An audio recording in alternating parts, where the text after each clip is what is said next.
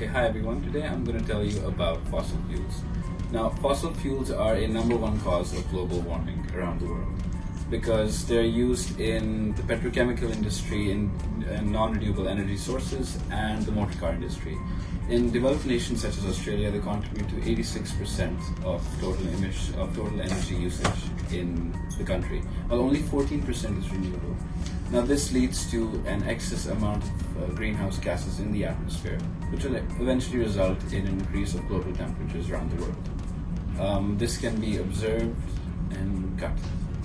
Okay, so next I'm going to talk about deforestation and tree clearing. So deforestation is one of the main causes of global warming because when humans clear our lands and forests for purposes like farming or infrastructure development and all that, they cut out those trees that act as carbon sinks. Carbon sinks simply means that these trees absorb the carbon dioxide from the atmosphere and convert it into oxygen, which is useful for human and all living things on Earth. But when humans cut down these trees and all these vegetations, all those carbon dioxide is released back into the atmosphere, which indirectly leads to the greenhouse effect, and greenhouse effect will indirectly lead to the increase in the global temperature, which is technically global warming. 3. I'm going to talk about agriculture and farming. Animals, particularly livestock like sheep and cattle, produce methane, a greenhouse gas. When livestock are grazed at a large scale, as in Australia, the amount of methane produced is a big contributor to global warming. Some fertilizer that farmers use also release nitrous oxide, which is another greenhouse gas. Australian farming contributes 16% of our total greenhouse gas emission. One of the main effects of global warming is that increase of heat is causing the ice sheets covered by Greenland and Antarctica to melt more quickly than expected. Scientists believe that water from above and seawater from below is steepening between the ice sheets of Greenland, causing it to move more quickly into the sea. So as we know that 95% of the glaciers on Earth is now in Antarctica and in Greenland. So if they melt, they can have like a total of 66 meters of sea level rising. So scientists believe in the 20th century, 1900 and 2016, that the sea level has been rising from 16 centimeters to 21.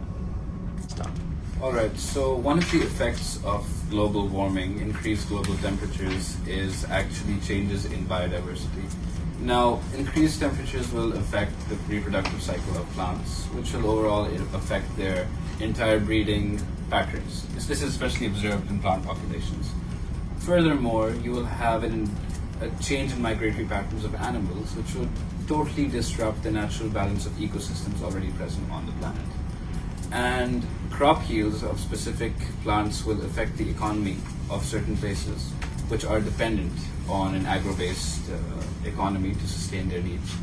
And it is very, very important to note that the increased global temperatures of as much of 2 degrees Celsius can increase the likelihood of mass extinction on the planet by 20 to 30%, which is significant. And thus, something needs to be done about the global warming issue. Okay, so the next effects of global warming is acidification of the oceans. When there's excess amount of carbon dioxide in the atmosphere, the atmospheric carbon increases, which in turn increases the oceanic carbon. So when the carbon dioxide dissolves in the oceans, it in turn forms bicarbonate ions.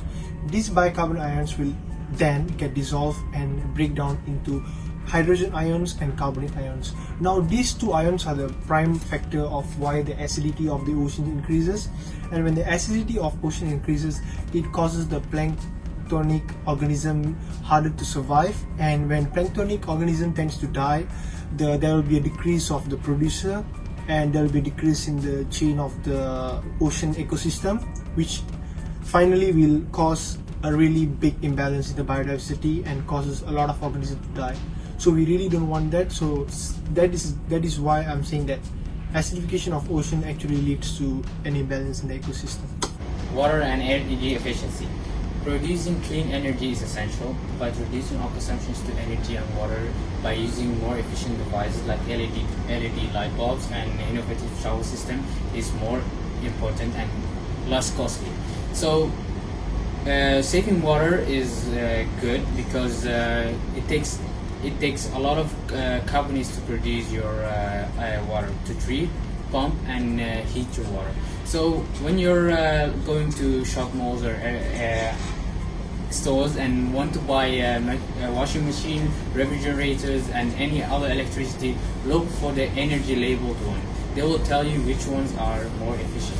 Renewable energy, the first way to prevent is to move away fossil fuels. Renewable energy could reduce the electricity by about 81%.